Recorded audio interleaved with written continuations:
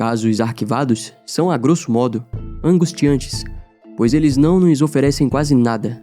Na maioria das vezes não há vestígios, nada que possa ser reconstruído, nada que possa ser dito como uma peça de esperança em um quebra-cabeça. A verdade, muitas vezes, simplesmente se dissolve no tempo.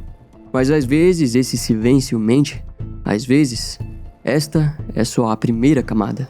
Foi no rigor do inverno de 1958, em Santa Cruz do Sul, que o destino começaria a mexer suas peças para a origem de uma das tramas mais obscuras da história criminal do Rio Grande do Sul.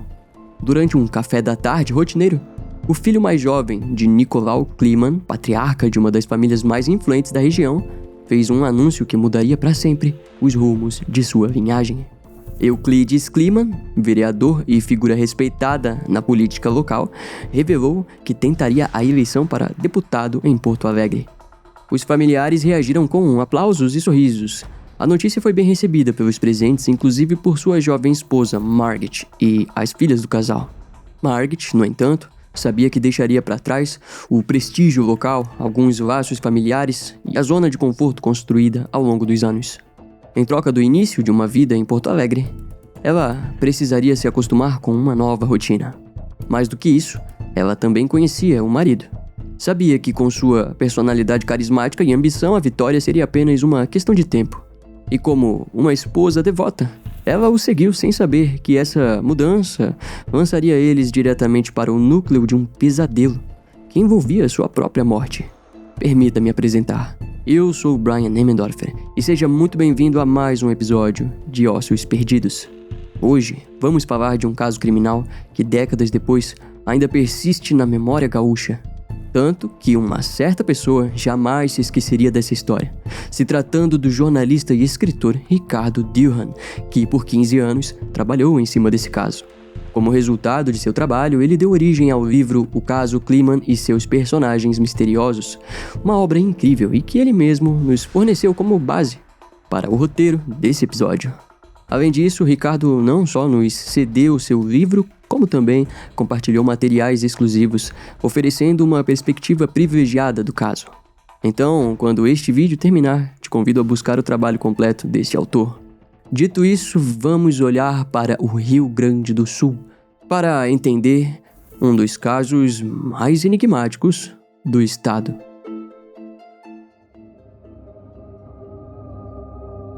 Quatro anos haviam se passado desde a mudança da família Kleeman para Porto Alegre.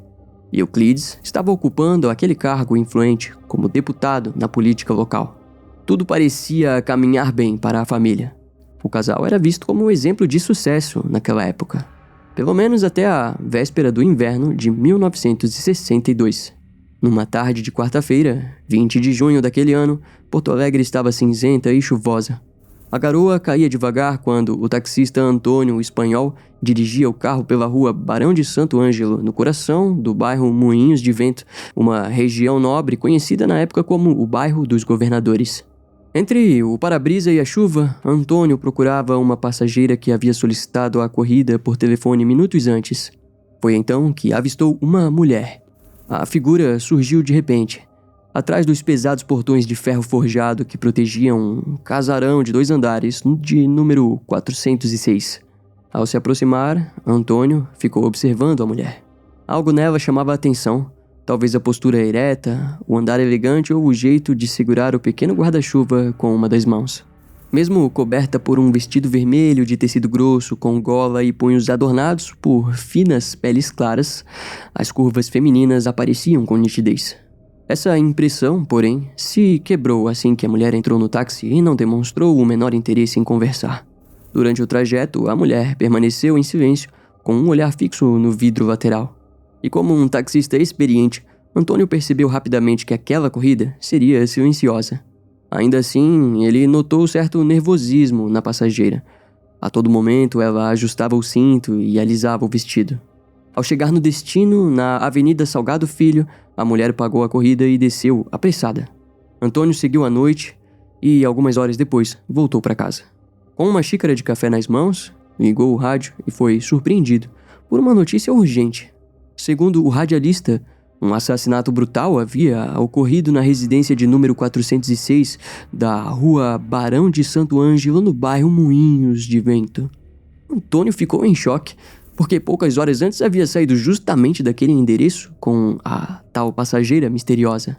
A vítima era Margit Irene Kliman, de 38 anos, esposa do deputado estadual Euclides Nicolau Kliman.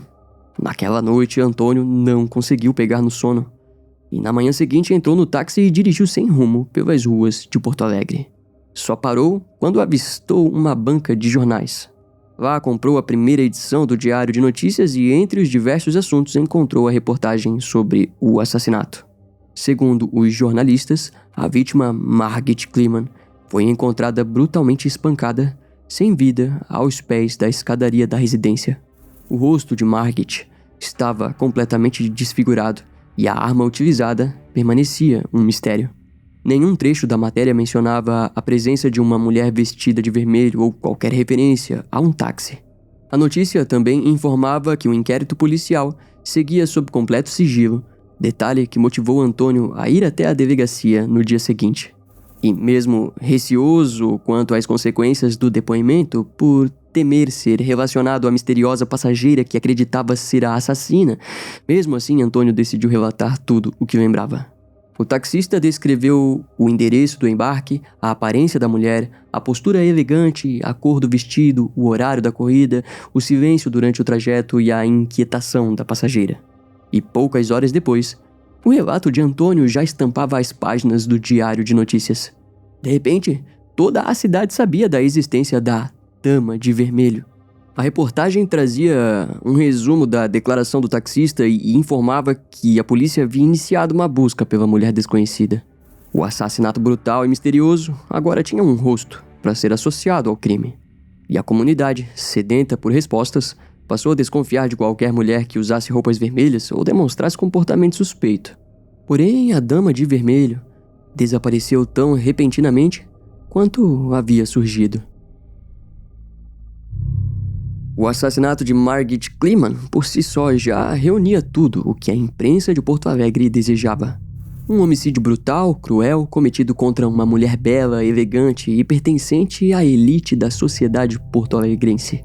Esposa de um deputado influente, mãe dedicada de 3 filhas e presença constante nos eventos da alta sociedade. Aos olhos da opinião pública, Margit representava a mulher perfeita e legítima herdeira de seu sobrenome. Mas a presença da tal Dama de Vermelho tornava a tragédia ainda maior. A figura misteriosa de vermelho, uma mulher que, assim como Margit, apresentava elegância e supostamente fazia parte da elite de Porto Alegre. E foi em pouco tempo que a imprensa oficializou o apelido a Dama de Vermelho. O caso Kliman explodiu. Mas havia um detalhe importante. Talvez a Dama de Vermelho nunca tivesse existido. Ao que tudo indicava, a história foi uma criação da imprensa para impulsionar a venda de jornais. Essa suspeita ganhou força quando o taxista Antônio espanhol começou a dar depoimentos contraditórios. Antônio alegava não conseguir lembrar os traços da suposta passageira. Os investigadores, por sua vez, jamais encontraram qualquer rastro de sua existência. E mesmo confuso em seus relatos, Antônio nunca negou ter levado a mulher, nem admitiu ter inventado a história. Assim, surgia um mistério adicional, em um caso que estava apenas começando. Sem resultados na busca pela Dama de Vermelho, o delegado Júlio de Souza Moraes concentrou as investigações em Euclides Kliman, o deputado estadual e marido da vítima. O primeiro depoimento de Euclides aconteceu no dia 25 de junho. Segundo sua versão, o dia 20 de junho de 1962 seria especial, a comemoração dos 18 anos de casamento com Margit. Logo pela manhã, o casal combinou de passar o dia com as filhas, que estavam em Santa Cruz do Sul. Tomaram um café juntos e marcaram um encontro no centro da cidade, às 11 horas da manhã. Após a despedida, Euclides seguiu para a Assembleia Legislativa de Porto Alegre com uma Kombi. Ali, o dia transcorreu como de costume. Leitura de documentos, revisão de papéis e leitura de jornais até perto das 11 horas. No horário combinado, encontrou Margit na Rua da Praia. Caminharam juntos pelas calçadas movimentadas, conversando e observando vitrines. Em determinado momento, entraram na Casa Masson, a joalheria mais tradicional da cidade. Margit logo se encantou com uma fileira de anéis brilhantes. E Euclides entendeu o recado. Sabia que a esposa havia dado o antigo anel à filha mais velha, Susana, e que aguardava um novo. Mesmo assim, ele disfarçou, fingindo não notar o desejo de Margit. O que Margit não sabia era que ele já estava decidido. Voltaria sozinho à loja, compraria o anel e entregaria o presente naquela mesma noite. Por volta das 11h30 da manhã, Margit pediu a Euclides que a levasse até a casa das Lãs, no bairro Navegantes. Ela queria comprar um gorro para a filha Susana. Após as compras, o casal almoçou na Adega Espanhola, um restaurante na rua Andrade Neves. De volta à residência, antes de retornar ao trabalho, Euclides colheu algumas bergamotas frescas no jardim e seguiu para o gabinete. Margit permaneceu em casa sozinha. No meio da tarde, Euclides voltou à casa maçom e comprou o presente para a esposa. Ao sair da joalheria, foi surpreendido por uma chuva intensa que logo tomou conta de Porto Alegre. A possibilidade de viajar até Santa Cruz do Sul no fim do dia sob aquela chuva passou a preocupar Euclides. No depoimento, ele afirmou que, diante da situação, resolveu por adiar a viagem. De volta à Assembleia, subiu ao gabinete e decidiu telefonar para casa com a intenção de avisar Margit sobre a mudança de planos e talvez organizar algo para a noite. Mas, para sua surpresa, ninguém atendeu a ligação. A situação parecia estranha, mas não alarmante. Margit poderia estar no banho ou ter saído rapidamente para resolver alguma tarefa. Tentando evitar suposições, Euclides começou a pensar em uma nova ideia: aproveitar a noite chuvosa para fazer algo especial em Porto Alegre. Pegou o telefone e convidou para jantar um empresário, João Lauro, irmão de Euclides, e a esposa dele, Zilda. O casal era muito querido por Margit e a entrega do anel na presença dos dois poderia tornar o momento ainda mais especial. Além disso, Euclides soube que a sessão da Assembleia prevista para aquela tarde foi suspensa por conta da morte do então ministro de Minas e Energia, Gabriel Passos. Com o tempo livre, aproveitou para resolver pendências, entre elas uma em especial. Ele disse que foi até a floricultura Ving, onde comprou uma muda de flamboia, planta que Margit sempre desejou ter no jardim. Por volta das 6h30 da noite, Euclides chegou em frente à casa da sobrinha Irma Kliman Piccoli, no bairro Petrópolis. Segundo o depoimento, o casal havia combinado de se encontrar ali no fim do dia. Mas, para sua surpresa, Irma contou que Margit não estava na residência e nem apareceu ao longo da tarde. Preocupado, Euclides decidiu procurar outros familiares em busca de informações. A primeira parada foi no bairro Bela Vista, na casa de outra sobrinha, Lori Kliman Keller. Lá também não encontrou Margit. Euclides decidiu ir até a casa do irmão, João Lauro, mas antes fez uma parada rápida em sua própria residência, onde buzinou algumas vezes diante do portão. Nenhuma resposta. A casa estava escura e silenciosa, sem qualquer sinal de Margit. Na casa de João Lauro, quem o recebeu foi a cunhada Zilda, que, preocupada com a inquietação de Euclides, tentou ajudar. Ela telefonou para o salão de beleza que Margit costumava frequentar, mas ninguém por lá tinha visto a mulher. Zilda então informou que João Lauro estava em um bar com o sócio dele, Carlo Mader. Inquieto, Euclides decidiu ir até o bar. Cruzou a cidade em alta velocidade e, para piorar, acabou se envolvendo em um acidente. Por sorte, a colisão foi leve. E após uma conversa rápida com outro motorista, ambos decidiram arcar com os próprios prejuízos. Já passava das 8h da noite quando Euclides finalmente chegou ao bar e encontrou o irmão ao lado de Carlo Mader. Tentou manter a compostura, mas logo revelou que Margit estava desaparecida e que ninguém sabia onde ela poderia estar. Em depoimento, relatou que o trio teve uma conversa breve com direito até a piadas. Carlo brincou que talvez Margit tivesse fugido. Euclides sorriu, mas a tensão em seu rosto era evidente. Diante da preocupação crescente, os três decidiram voltar à residência dos Kliman. Ao chegarem, encontraram a casa completamente escura. Euclides entrou, foi até a garagem e abriu a porta dos fundos. Aquela parte da casa enfrentava problemas elétricos, então ele precisou atravessar o hall às cegas até alcançar o disjuntor principal. Mas, quando finalmente acionou o interruptor, o cenário misterioso se revelou como sendo um verdadeiro horror. o corpo de Margit estava no chão, ensanguentado. Euclides afirmou que, em desespero, se jogou sobre a esposa. E tanto João Lauro quanto Carlo Mader afirmaram a cena. Ainda assim, o depoimento de Euclides deixou o delegado Júlio de Souza Moraes surpreso. A riqueza de detalhes chamava a atenção. O delegado foi informado de que Euclides havia anotado todos os passos do dia em um diário e que mantinha os fatos bem claros na memória. Inicialmente, o delegado Júlio não sabia, mas aquela precisão era resultado de uma orientação direta do pai de Euclides, João Nicolau. Preocupado, o patriarca aconselhou o filho a registrar cada detalhe no papel. Segundo ele, até um inocente pode parecer culpado em situações como aquela. O diário de Euclides evitaria qualquer contradição. Ele sempre repetiria a mesma versão, não importando quantas vezes fosse questionado. Porém, a estratégia despertou desconfiança. Para o delegado Júlio, a riqueza de detalhes nos relatos de Euclides indicava culpa, frieza e planejamento. Ao ser questionado por jornalistas, Júlio deixou claro: quem entrega um itinerário tão minucioso logo após uma tragédia dificilmente age com naturalidade. A acusação do delegado fez a imprensa também levantar suspeitas. Ainda nos primeiros dias, o nome de Euclides aparecia nas manchetes ao lado da Dama de Vermelho.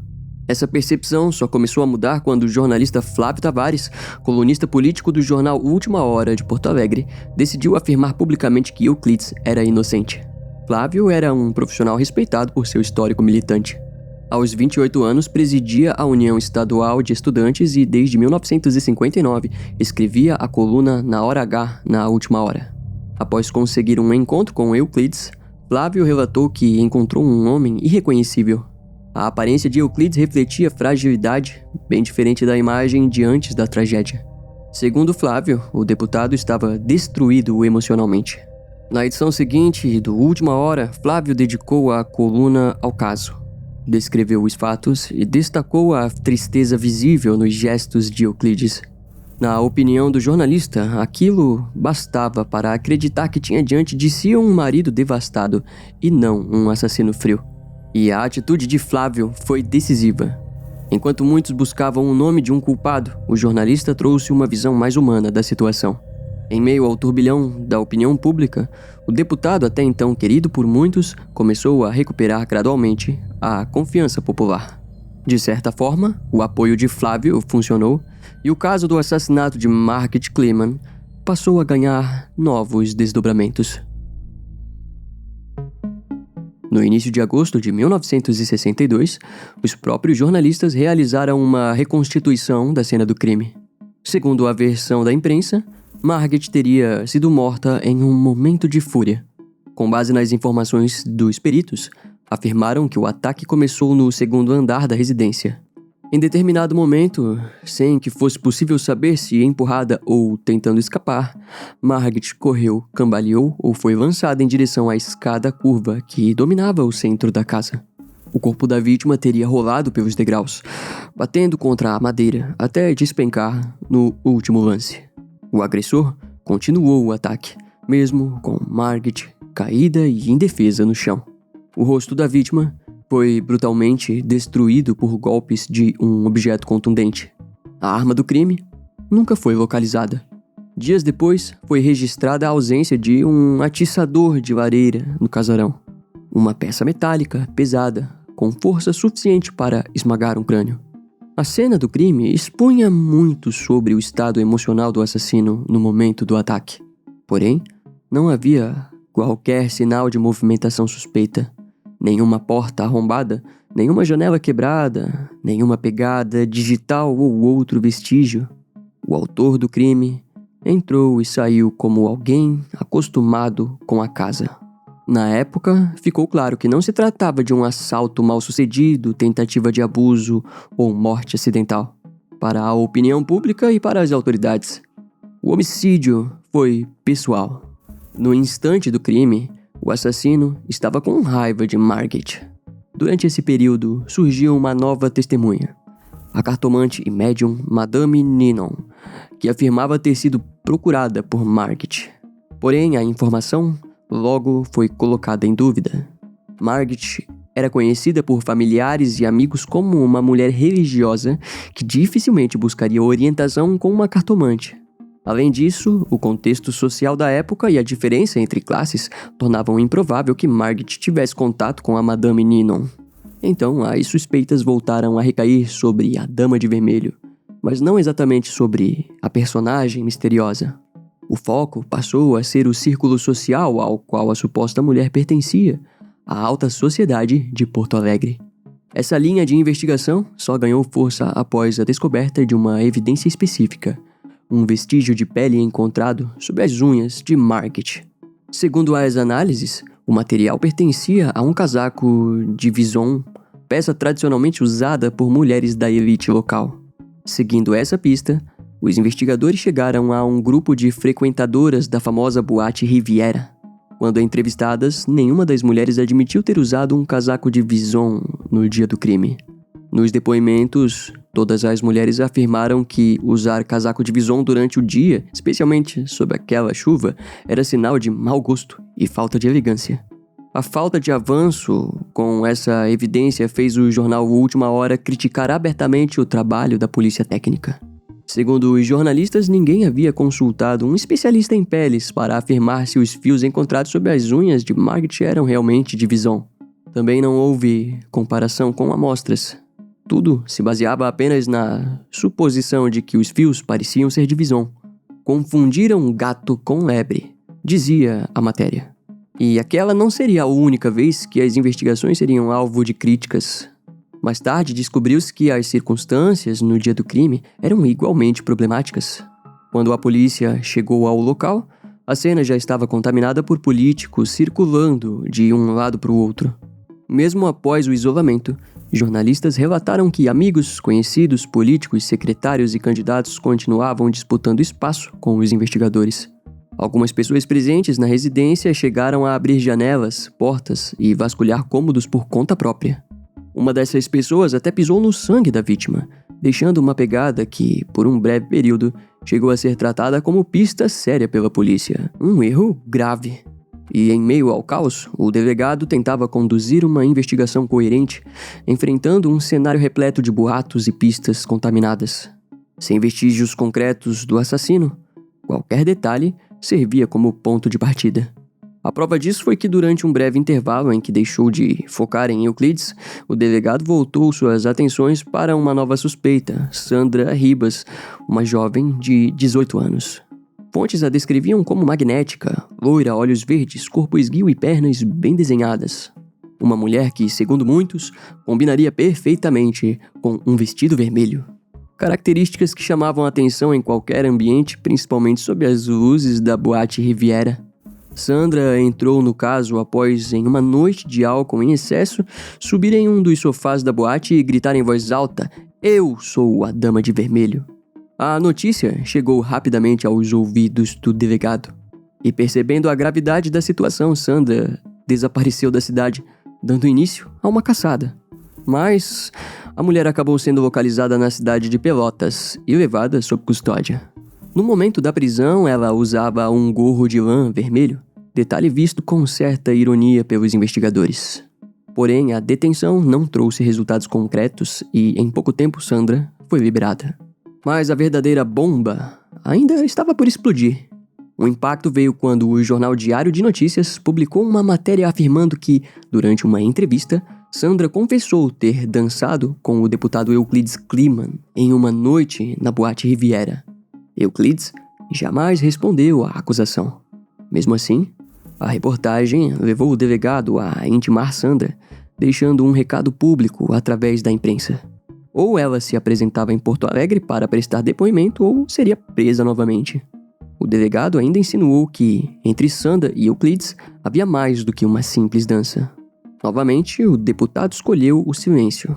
A pressão, no entanto, fez Sandra comparecer. Para a surpresa do delegado, a jovem suportou o interrogatório. Mesmo chorando em alguns momentos, Sandra manteve firmeza e garantiu nunca ter conhecido Euclides pessoalmente, além de afirmar que não estava em Porto Alegre no dia do crime.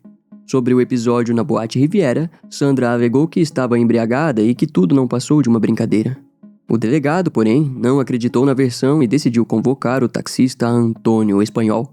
Mesmo com relatos controversos, Antônio era a única peça que restava contra Sandra. Ao chegar na delegacia e olhar para a jovem, o taxista afirmou com convicção que ela não era a mulher que viu na tarde chuvosa do dia 20 de junho. Mas ainda assim, o delegado permaneceu obcecado. O foco da investigação passou então para um pequeno grupo de 3 mulheres que, segundo o jornal Última Hora, teriam alguma ligação com o assassinato de Margit. 2 delas foram expostas publicamente com nome, endereço e local de trabalho estampados nas páginas dos jornais. Curiosamente, uma dessas mulheres não aparecia no emprego desde o dia do crime. Ela havia se trancado em casa e ordenado que as filhas não abrissem a porta para ninguém. A terceira suspeita foi tratada com mais cautela. Sabia-se apenas que era uma jovem loira residente em Santa Cruz do Sul. Diferente das demais, existiam evidências mais consistentes contra ela, enviadas por meio de uma carta anônima repleta de insinuações, todas verificadas pela polícia. Mas, como acontece em investigações baseadas em rumores, os dias passaram e a chamada trinca de damas perdeu força nas apurações. As manchetes, antes repletas de notícias sobre as damas, começaram a perder força. Ao final, ficou evidente que, como tantas outras coisas nesse caso, a trinca parecia apenas mais um capítulo sensacionalista. O mesmo aconteceu com o jardineiro Antônio de Freitas, homem epilético e também informante da polícia. Durante as investigações, os investigadores o convocaram diversas vezes, até que, após agredir a própria esposa, ele passou a figurar como suspeito. Na apuração, foi descoberto que Antônio faltou ao trabalho no dia da morte de Margit e que guardava objetos curiosos entre seus pertences, uma pá e uma machadinha. Ambos desapareceram logo depois. Em depoimento, Antônio ainda escondeu a existência de uma lima, atitude que chamou a atenção dos investigadores, levantando suspeitas de que o objeto pudesse ter ligação com o crime. No fim, Antônio chegou a jurar pela vida dos filhos que não era o assassino. As investigações, por fim, comprovaram que nunca existiu a tal pá ou a machadinha. A lima, de fato, existia, mas não representava ameaça suficiente para incriminá-lo. Sendo assim, Antônio acabou sendo inocentado. Quando toda a atenção sobre o caso parecia diminuir, uma nova suspeita surgiu, dessa vez vinda de um círculo bem próximo da própria família Kliman. O novo nome em questão era Luiz Fernando, de 17 anos, sobrinho de Euclides Kliman. Assim que a notícia sobre um novo suspeito se espalhou pelas redações, novas informações começaram a surgir. Entre elas, a de que Luiz já era conhecido pelas autoridades. O nome do jovem constava nos arquivos da Delegacia de Furtos, com 3 registros, 2 por furto simples e 1 por roubo de automóvel. O que realmente pesou contra Luiz foi o fato de, poucos dias após o assassinato de Margit, ter levado uma calça de brim manchado de sangue até a lavanderia Yankee, na rua Cristóvão Colombo, a poucas quadras da casa onde morava. Ao entregar a calça ao dono, tentou justificar o sangue com uma desculpa rápida e disse ter se ferido em um acidente doméstico. Ronaldo Fitzner, proprietário da lavanderia, foi chamado para depor, aumentando o cerco policial. Nos primeiros interrogatórios, Luiz caiu em várias contradições. Dava uma versão pela manhã, outra à tarde e de madrugada acumulava explicações cada vez mais confusas. E enquanto isso, a calça foi apreendida e enviada ao Instituto Médico Legal para análise. Mas já era tarde. O tecido havia sido lavado, dificultando qualquer conclusão definitiva sobre a origem do sangue. Outro nome surgiu, João Francisco, também adolescente e conhecido da polícia, com antecedentes por furtos. Segundo vizinhos, a relação entre João e Luiz era quase fraternal. No dia em que soube da prisão de Luiz, João correu até a Delegacia de Segurança Pública, aparentemente aflito, querendo saber o motivo da detenção. Essa atitude acabou levando à própria prisão de João. Os investigadores também receberam o relato de um motorista de táxi que descreveu um episódio estranho envolvendo João Francisco na manhã do assassinato. De acordo com o depoimento, o jovem chamou o motorista em um bar na rua Cristóvão Colombo e pediu uma corrida até a rua Marechal Floriano. No destino, João desceu por alguns minutos, retornou ao veículo e mandou o taxista circular lentamente por várias ruas do bairro. Ao chegar na Barão de Santo Ângelo, Justamente na quadra da casa dos Kleeman, João pediu que o carro reduzisse a velocidade. O comportamento chamou a atenção do motorista. O trajeto terminou exatamente onde começou, de volta ao bar na Cristóvão Colombo, onde João desceu sem dar explicações. Mesmo assim, Luiz e João Francisco foram liberados por meio de um habeas corpus, já que a polícia não tinha provas suficientes para mantê-los presos. E enquanto isso, o delegado Júlio oscilava entre diferentes linhas de investigação. Em algumas declarações, concentrava as suspeitas sobre Euclides Kleeman.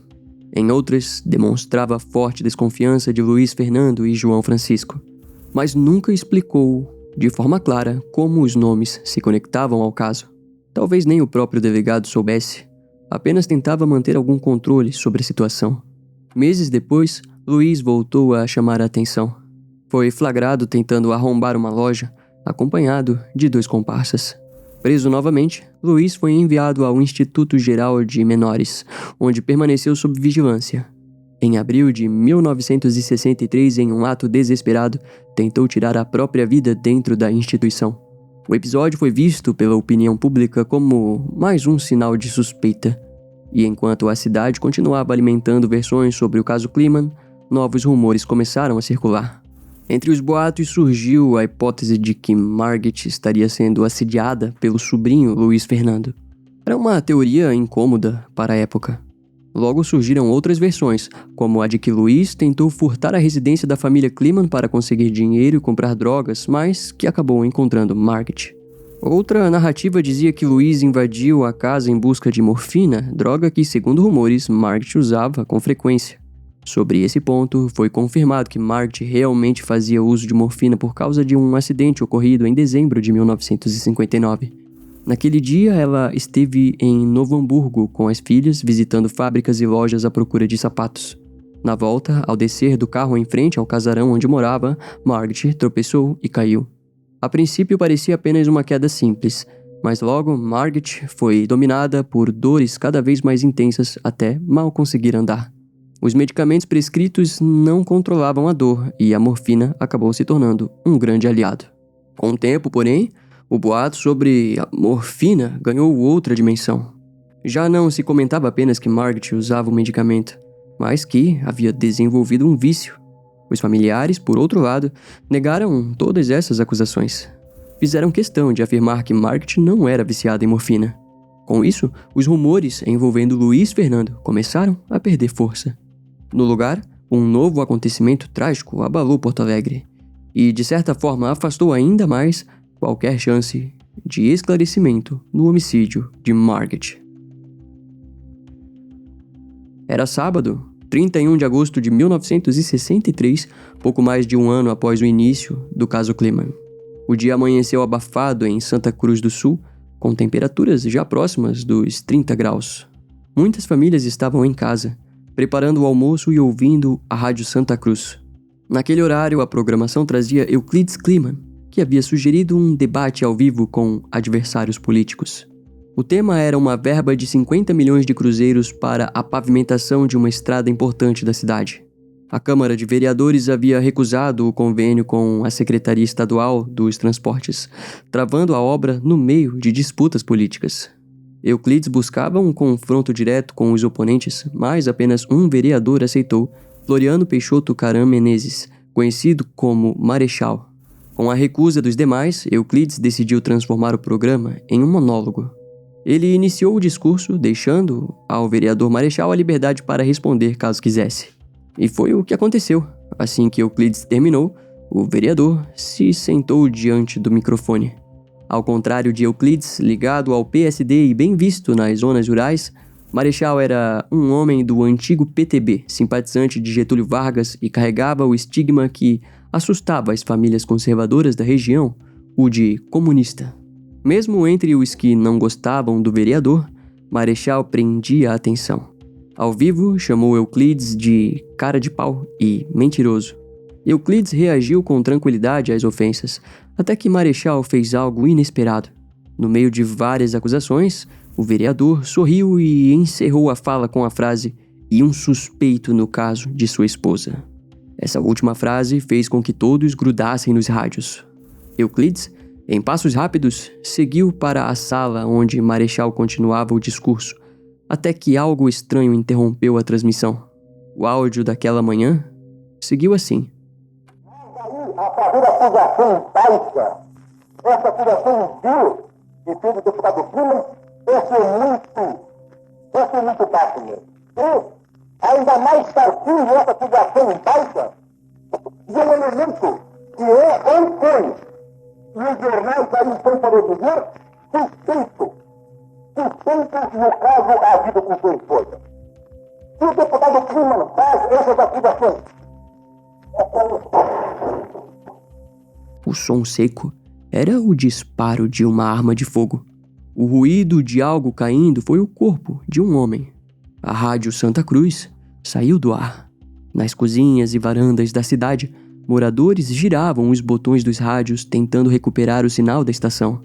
E logo muitos começaram a perceber o que tinha acabado de acontecer. Para muitos ouvintes, a conclusão era clara. Euclides Climan havia matado o vereador Marechal. Afinal, Euclides era conhecido por não aceitar provocações calado e tinha um histórico de confrontos na Assembleia Legislativa. Em poucos minutos, apoiadores de Marechal avançaram em direção à rádio, armados com espingardas e revólveres.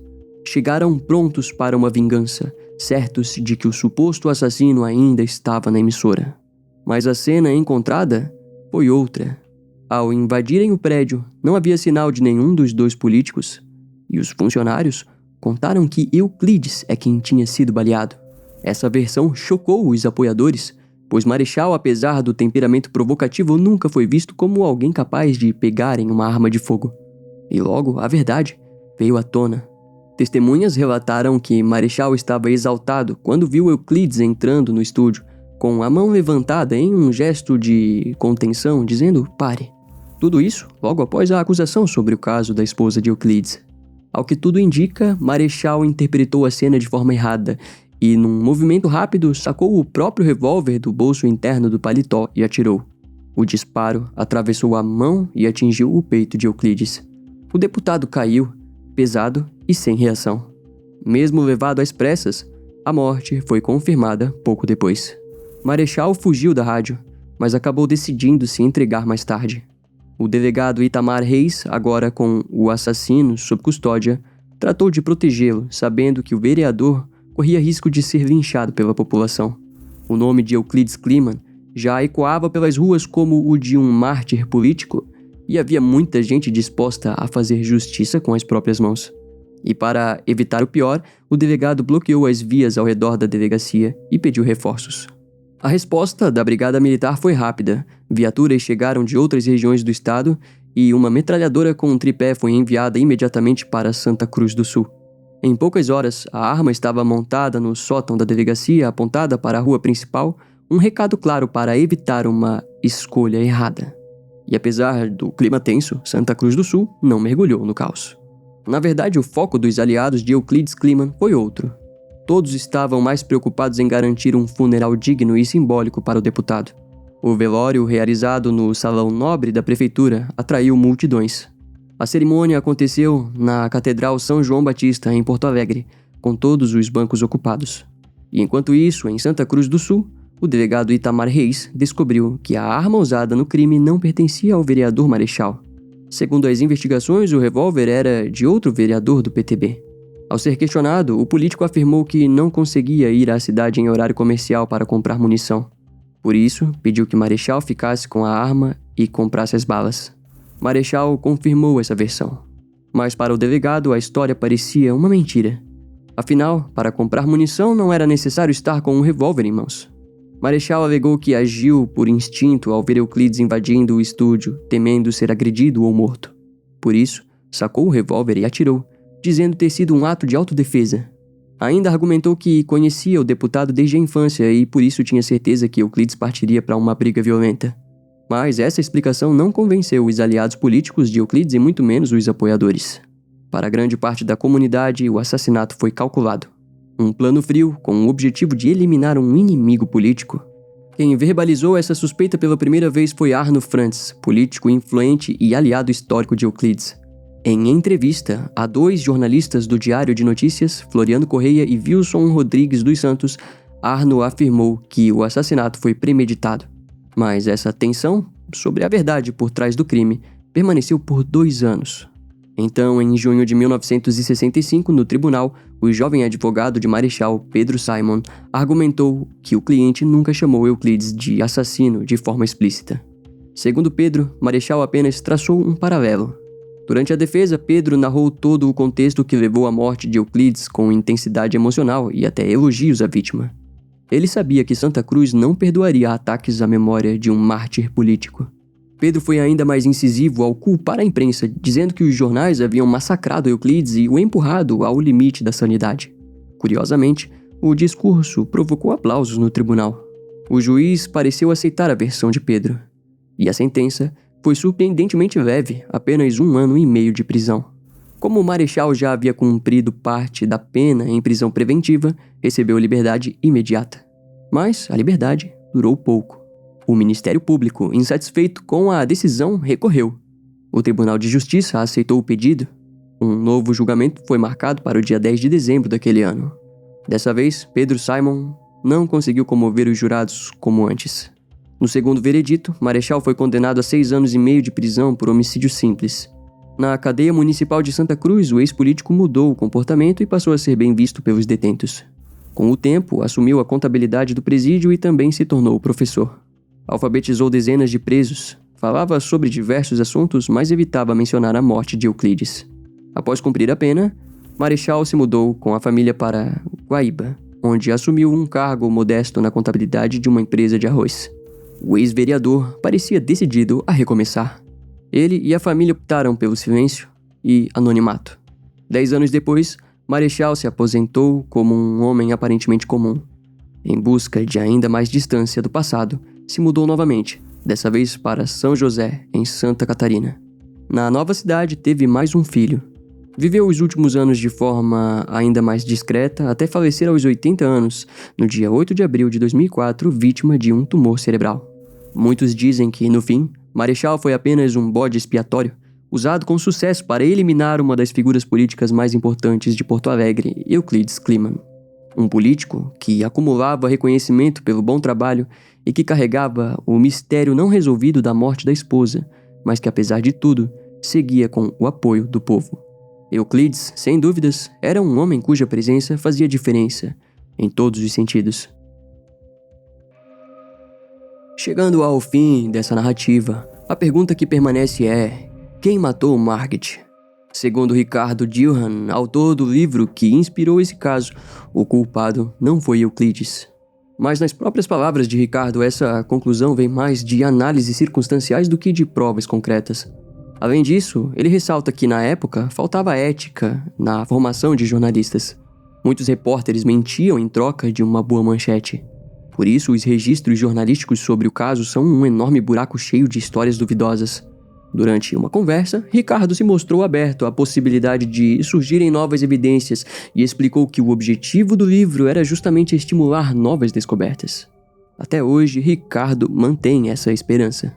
Analisando as informações do livro, conseguimos formar algumas suposições que, inclusive, foram compartilhadas com o próprio autor. Mas antes de revelá-las, é preciso apresentar mais detalhes. Afinal, como diria o ex-agente do FBI e analista comportamental John Douglas, a resposta para um crime costuma ser a mais óbvia. Começamos por Luiz Fernando, o sobrinho de Euclides. Uma pessoa que reunia todos os elementos para ser o assassino, principalmente porque a lavanderia limpou a calça manchada de sangue antes que qualquer perícia fosse feita. Nunca vamos saber de quem era aquele sangue.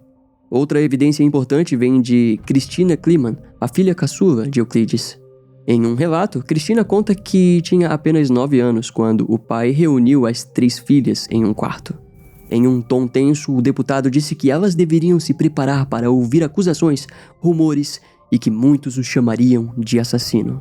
Ao ouvir aquilo, Cristina questionou o pai, pois acreditava que o verdadeiro culpado era Luiz Fernando. A resposta de Euclides foi uma perda de controle. Afirmou que Luiz jamais cometeria o crime. Afinal, Luiz era um membro da família, primo das meninas e filho de Julita, irmã de Euclides. Cristina, porém, diz que o comportamento do pai pareceu apenas reforçar a suspeita de que Luiz era o assassino e que o deputado estava tentando protegê-lo. Ao que tudo indica, Euclides sempre foi rígido com o sobrinho, que enfrentava problemas com drogas. Em algumas ocasiões, o deputado chegou até a agredir o rapaz. Cristina também relembra momentos em que viu a mãe, Margit, acariciando o braço de Luiz Fernando e tentando acalmá-lo após uma repressão de Euclides. Um comportamento considerado estranho, especialmente para os padrões da época. As suspeitas sobre Luiz Fernando vão além. Em novembro de 1976, ele próprio reforçou a imagem sombria que carregava no caso.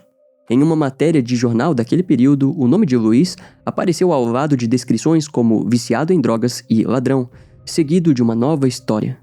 Tomado pela raiva, Luiz decidiu assediar as próprias primas. Em um desses episódios, Cristina, já adulta, ouviu a campainha de seu apartamento tocar. Ao abrir a porta, viu Luiz Fernando visivelmente alterado, dizendo em voz alta que havia matado Margit e que ainda queria fazer mais uma vítima. Em seguida, Luiz virou as costas e desapareceu no corredor. No dia seguinte, o telefone de Susana, outra irmã de Cristina, tocou. Do outro lado da linha, Luiz ameaçou o filho de Susana. Foram ameaças diretas, mas Luiz nunca chegou a cumpri-las. A última notícia que a família teve de Luiz Fernando veio em 1981, quando ele foi encontrado baleado na cabeça e levado às pressas ao Hospital Cristo Redentor em Porto Alegre. Ele morreu pouco tempo depois de dar entrada aos 35 anos. O autor do disparo nunca foi identificado. Como tantos casos ligados ao submundo do crime, a morte de Luiz desapareceu em uma investigação sem prioridade para a polícia. Curiosamente, não foi a primeira vez que Luiz sobreviveu à situação de risco. Anos antes escapou com vida após ser baleado durante um confronto armado com a polícia no Rio de Janeiro. Desde a adolescência, Luiz apresentava um perfil criminoso. Era ladrão, viciado e agressivo. A pergunta persiste. Luiz Fernando teria sido o assassino de Margit, a mulher com quem parecia ter uma ligação tão próxima? A resposta continua um mistério. As dúvidas sobre Luiz são quase incontestáveis, mas outros detalhes nos levaram a criar novas suposições aqui no canal. Essas hipóteses envolvem o próprio Euclides Kliman. Tudo começa com um álibi do deputado, que podemos chamar de uma rotina perfeita, digna de um romance. No relato sobre o dia do crime, Euclides aparece como um cavalheiro, caminhando com Margit pelas ruas de Porto Alegre. Depois levou a esposa para ver vitrines de lojas onde uma joia chamou a atenção de Margit. Segundo o próprio Euclides, ele fingiu não perceber o interesse da esposa por aquele item, planejando voltar mais tarde para comprar a joia. O casal seguiu para o almoço e em seguida direto para a residência da família Kliman, onde Euclides foi a última pessoa a ver Margit com vida. Nas horas seguintes, Euclides tomou uma série de decisões que curiosamente criaram possíveis álibis. Ele voltou à joalheria, foi até uma floricultura comprar uma muda de flamboyant e ainda justificou o adiamento da viagem por causa da chuva. Depois, telefonou para a própria casa, onde pela primeira vez notou a ausência da esposa. Em seguida, afirmou que o casal havia combinado de se encontrar na casa da sobrinha, Irma Kliman Piccoli. É nesse momento que o mistério começa, pois Irma declarou que sequer teve notícias de Margit. Por algum motivo, Euclides decidiu visitar outras casas de familiares. Todos disseram o mesmo. Ninguém havia visto Margit. Antes de retornar à própria residência, Euclides ainda passou na casa do irmão. Na verdade, em determinado momento ele chegou a parar em frente à própria casa, mas preferiu apenas buzinar em busca de algum sinal ao invés de entrar. Só mais tarde, acompanhado do irmão João e do sócio Carlo Mader, Euclides demonstrou disposição para finalmente entrar na residência. Será que ele só fez isso por não estar mais sozinho? Mais uma vez, Euclides estava cercado por testemunhas. Naquele momento, era visto como um marido aflito em busca da esposa desaparecida. Mesmo com liberdade para ir direto para casa sem falar com ninguém, escolheu um caminho longo, sendo visto e ouvido por várias pessoas próximas. E só depois de tudo isso entrou na residência, caminhando no escuro até encontrar o corpo de Margit. Ao lado do cadáver, Euclides caiu no chão, um retrato perfeito de um marido desesperado e inocente. Mas, observando os fatos, quem garante que o casal realmente combinou de se encontrar na casa de Irma? Ou melhor, quem garante que a rotina daquele dia foi tão perfeita quanto Euclides descreveu? Para reforçar esse roteiro, Euclides contou que o próprio pai o aconselhou a anotar todos os acontecimentos até a descoberta do corpo. Uma forma de proteção que acabou gerando um relato cheio de detalhes, como se ele tivesse pensado repetidamente em como construir o álibi de um marido inocente. E a pergunta que fica é: qual seria o motivo de Euclides para matar Margaret? Para responder essa pergunta é preciso analisar o perfil da vítima. Margaret era jovem, esbelta e provavelmente despertava a admiração de muitos homens. Passava longos períodos sozinha, seguindo uma rotina própria e mantinha uma relação estranha com o sobrinho Luiz Fernando. Além disso, talvez enfrentasse problemas com o vício em morfina. Entre os efeitos desse vício está a capacidade de afastar a pessoa da dor física e emocional. Por mais determinado que alguém seja, a dor fragiliza e muitas vezes empurra o ser humano a buscar qualquer alívio. Já Euclides era um homem mais velho, com humor instável e totalmente focado na carreira política. Provavelmente nem sempre tinha disposição para lidar com uma pessoa jovem e possivelmente dependente química. Claro, tudo isso são apenas suposições, construídas a partir de um contexto que reforça determinadas possibilidades sem acusar diretamente Euclides, que não está vivo para se defender. Seguindo, ao olhar para a rotina de Euclides e Margaret, é possível imaginar que o ódio do crime talvez não tenha sido um cenário de romance, como descrito por Euclides, mas sim um dia de tensão. Talvez ele estivesse mais uma vez enfrentando o desgaste de conviver com uma esposa viciada. O próprio relato da filha Cristina mostra como Euclides lidava com pessoas com problemas de drogas, como fazia com o sobrinho Luiz Fernando. Ao longo da história, vários relatos destacaram o temperamento explosivo do deputado, descrevendo ele como um homem com episódios de violência. Unindo os fatos, é possível imaginar que Euclides e Margaret tenham tido uma discussão acalorada. Em muitos casos de feminicídio, o agressor concentra os golpes na cabeça ou pescoço. Ataques que vão desde estrangulamentos até espancamentos. Margaret não apresentava sinais de violência sexual, apenas sofreu múltiplas agressões com um objeto contundente. Um objeto que poderia ter sido usado tanto por um ladrão desesperado quanto por um marido dominado pela fúria. Seguindo essa linha de raciocínio, surge ainda a figura da famosa Dama de Vermelho, que poderia ser uma amante de Euclides. Uma mulher em que o deputado confiava e que talvez tenha sido contatada logo após o crime. Alguém que ajudou Euclides a se recompor e a seguir com a construção de vários álibis. Por azar do deputado, o encontro com o taxista Antônio Espanhol acabou colocando essa mulher no centro do caso. E, talvez por isso, Euclides tenha ajudado a amante a desaparecer do mapa. Se considerarmos a existência da Dama de Vermelho, só faria sentido o desaparecimento dessa mulher com a ajuda de alguém. Afinal, se fosse uma mulher rica, o sumiço logo chamaria a atenção. Agora, se fosse uma das jovens da Boate Riviera, muitas vindas de outras cidades em busca de uma vida melhor em Porto Alegre, poderia desaparecer sem deixar rastros, pois não tinha conhecidos na capital. Essa hipótese ganha força porque, logo após o sepultamento de Margaret em Santa Cruz do Sul, Euclides permaneceu alguns dias na região antes de ser chamado para depor em Porto Alegre. O paradeiro e as ações do deputado durante esses dias continuam desconhecidos. Hoje, a Dama de Vermelho quase se tornou um mito dentro do caso. Mas é importante lembrar que o taxista Antônio Espanhol realmente existiu. Embora os depoimentos de Antônio tenham se tornado controversos com o tempo, ele foi a primeira testemunha da história. Se a mulher de vestido vermelho realmente saiu da casa da família Kliman naquela manhã, isso a transforma na única pessoa com possibilidade de saber a identidade do assassino. Há quem acredite até na hipótese de que ela própria tenha cometido o crime. Seria essa mulher uma amante raivosa protegida por Euclides? É uma teoria válida, mas arriscada demais, pois não há uma evidência sequer que sustente. Vale lembrar que Margaret não teve chance contra quem a matou. O agressor era fisicamente mais forte.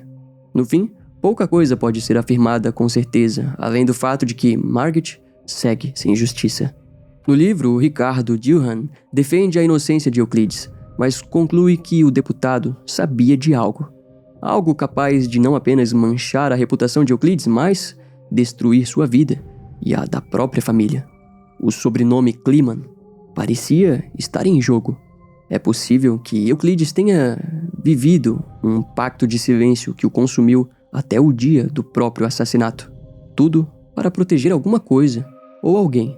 Talvez o sobrinho, a irmã, o nome da família, ou até mesmo a enigmática Dama de Vermelho.